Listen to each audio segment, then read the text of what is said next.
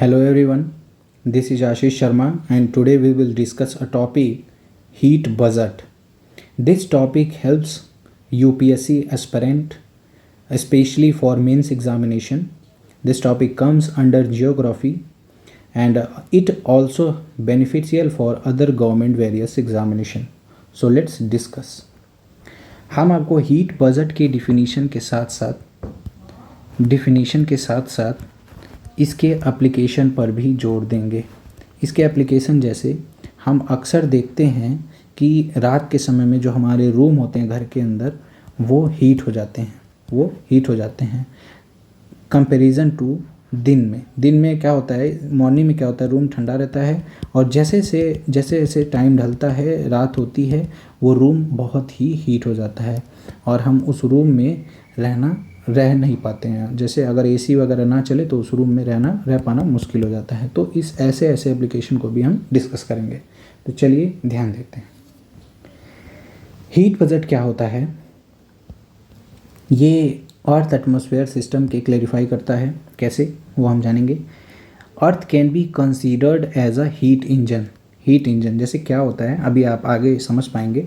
अर्थ को एक heat engine consider किया जाता है। कैसे, इसका मेन डिफिनेशन है हीट बजट का, that is how heat energy comes, यानी सूर्य की रोशनी अर्थ तक कैसे आती है, and how earth loses to maintaining the balance, और वो अर्थ जो हीट को मतलब लूज़ कर रहा है उस दोनों मिला के कैसे आती है और कैसे लूज़ करती है, इन दोनों को मिला के इस टॉपिक को हम कहते हैं कि जो हीट है वो कैसे बैलेंस हो रहा है अर्थ का। चलिए देखते हैं। हीट बजट को समझने के लिए इसके दो पार्ट में मैंने कन्वर्ट किया है। पहला पार्ट है इनफ्लक्स का मतलब है कि कितनी अमाउंट में हीट, मतलब सूर्य की रोशनी से जो हीट अमाउंट आया है वो कितने अमाउंट में आया है।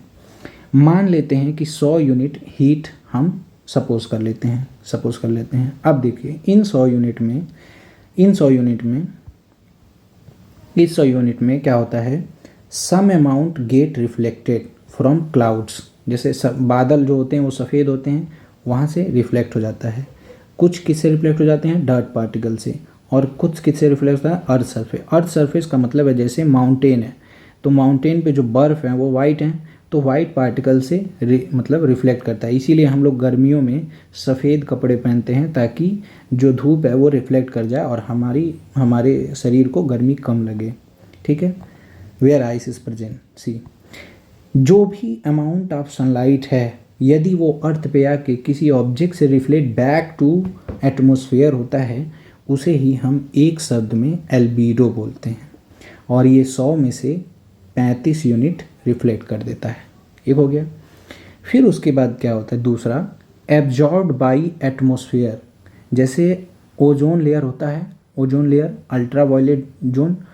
अल्ट्रावायलेट रेस ओजोन लेयर में आके कुछ अल्ट्रावायलेट के तौर पे एब्जॉर्ब कर लेता है। वो कितना करता है, 15 यूनिट। किस फॉर्म में, शॉर्ट वेव रेडिएशन के फॉर्म में एब्जॉर्ब कर लेता है। तीसरा क्या है, passes through atmosphere and absorbed by earth surface. कैसे, विजिबल स्पेक्ट्रम के द्वारा, उसकी रेंज इतनी होती है, विजिबल स्पेक्ट्रम के द्वारा सन की रोशनी आकर हमारे अर्थ सतह पे टकरा जाती है। जैसे हमारे द्वार पे, छत पे कैसे आती है, वो एब्जॉर्ब हो जाता है। यही एब्जॉर्ब होकर घरों में एब्जॉर्ब हो जाता है, मतलब घर के रूम हीट हो जाते हैं। इसको आगे हम अभी देखेंगे। अब इसको हम फिगर के माध्यम से देख लेते हैं। फिगर क्या कहता है, ये देखिए, ये सन है, सन से कुछ रोशनी आई 50 यूनिट, ये 50 यूनिट एब्जॉर्ब हो गई अर्थ सरफेस पे। यहाँ पे देखिए कितना एब्जॉर्ब करता है, 50 यूनिट अर्थ सरफेस एब्जॉर्ब कर लिया। उसके बाद सन से एक रोशनी आई जो अर्थ से माउंटेन वगैरह, वाइट माउंटेन से जो टकरा के निकल गई, और एक जो आया बादलों क्लाउड से टकरा कर रिफ्लेक्ट हो गया जिसे एल्बीडो कहते हैं, 15 यूनिट वो हो गया। एक जो है अल्ट्रा वायलेट रेडिएशन के तौर पे ऑक्सीजन मतलब O3 में, ओजोन में आके एब्जॉर्ब हो जाता है। तो ये हम फिगर के माध्यम से समझ लिए। इसका दूसरा पार्ट है आउटफ्लक्स। हीट बजट का दूसरा पार्ट है आउटफ्लक्स, मतलब अब हीट को बाहर निकलना, यानी अर्थ सरफेस से बाहर निकलना। कैसे, इसको हमने 3 पार्ट में डिवाइड किया, एक ए, ए को चलिए देखते हैं। अर्थ सरफेस एब्जॉर्ब 50 यूनिट, मतलब हमने जब जो देखा ये अर्थ सरफेस 50 यूनिट एब्जॉर्ब किया है, उसकी बात करते हैं। पहला क्या होगा, directly loss to outer space, इनमें से 50 में से 5 यूनिट डायरेक्टली लॉस कर जाएगा as a long wave radiation, as a long wave radiation. अब देखिए short wave radiation, long wave radiation में सबसे ज़्यादा हाईली इलेक्ट्रोमैग्नेटिक वेव होती है शॉर्ट वेव, तो ये छोटा सा है, आप देख लीजिएगा कहीं पे। इसका बी पोर्शन है energy lost because of conduction and convection. Conduction क्या होता है, जैसे मान लीजिए ये रॉड है तो रॉड मान लीजिए बहुत हीट हो गया तो ये अपने आसपास के एरिया को भी थोड़ा सा हीट प्रोवाइड करेगा। कन्वेक्शन क्या होता है, ये गैस या तो लिक्विड में लागू होता है। कन्वेक्शन क्या होता है कि जैसे ये एरिया गर्म है, ये एरिया गर्म है तो पानी क्या होगा या गैस क्या होगा, इस एरिया को भी गर्म करेगा, ऐसे जाके ऐसे जाके सर्कुलेट करके पानी को ठंडा गरम करता रहेगा, इसे कन्वेक्शन बोलते हैं। अब चलिए देखिए, तो क्या होता है, कुछ एनर्जी कंडक्शन और कन्वेक्शन के रूप में लॉस्ट हो जाती है, उन दोनों को बोला जाता है सेंसिबल हीट लॉस। कितना होता है, 10 यूनिट। सेंसिबल हीट लॉस क्या होता है, हीट एडेड और lost from a substance causes temperature change without physical change of body. मतलब हीट क्या है, ऐड हो रहा है या तो लॉस्ट हो रहा है किसी सबस्टेंस में और उसके टेम्परेचर को चेंज कर दे रहा है बिना उसके फिजिकल स्टेट को चेंज किए, तो ये हो जाता है हमारा सेंसिबल हीट।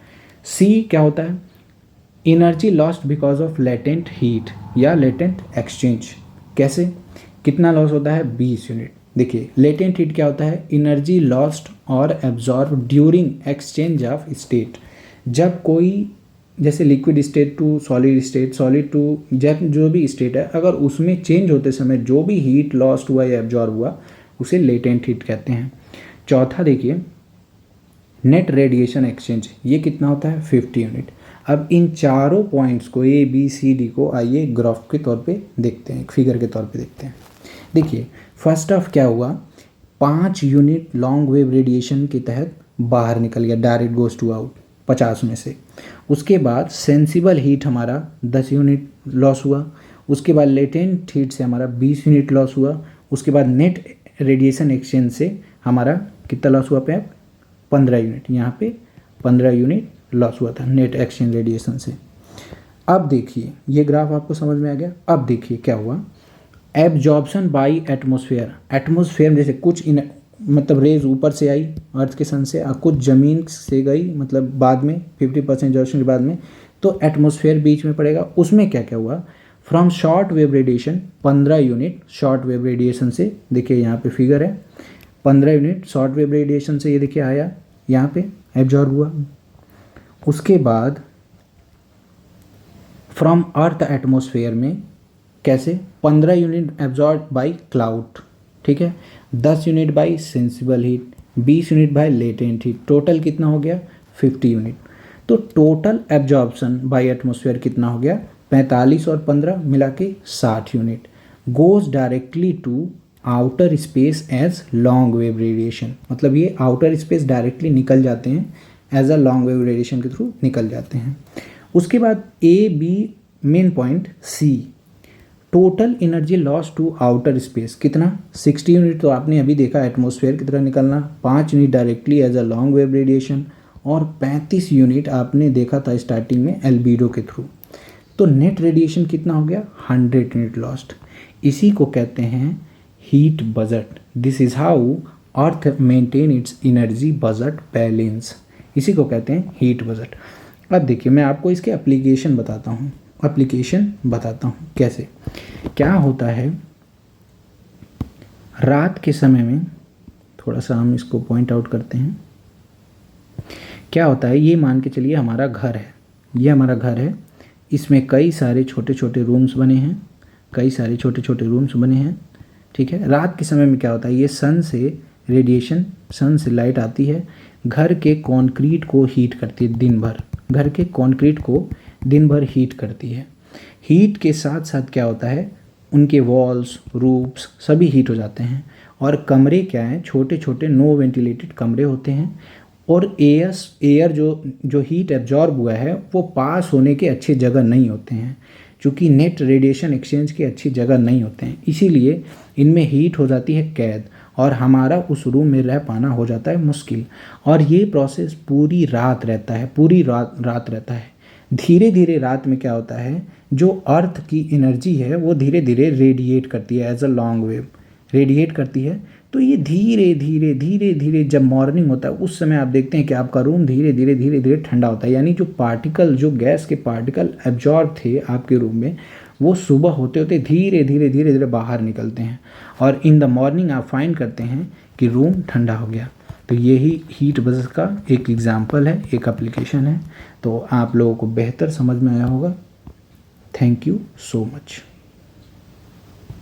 यदि आपको कोई दिक्कत हो इस टॉपिक को समझने में तो मुझसे कमेंट में कांटेक्ट कर लीजिएगा, मैं आपको अच्छे से समझा दूंगा। Thank you so much. तो इस चैनल को लाइक और सब्सक्राइब करिए। आपको मैं एक समय ऐसा आएगा कि आपको कोई भी टॉपिक पे कभी भी कोई समस्या नहीं होगी मेरे थ्रू, मैं आपको अच्छे से हर एक टॉपिक को क्लैरिफाई कर दूंगा। तो थैंक यू सो मच।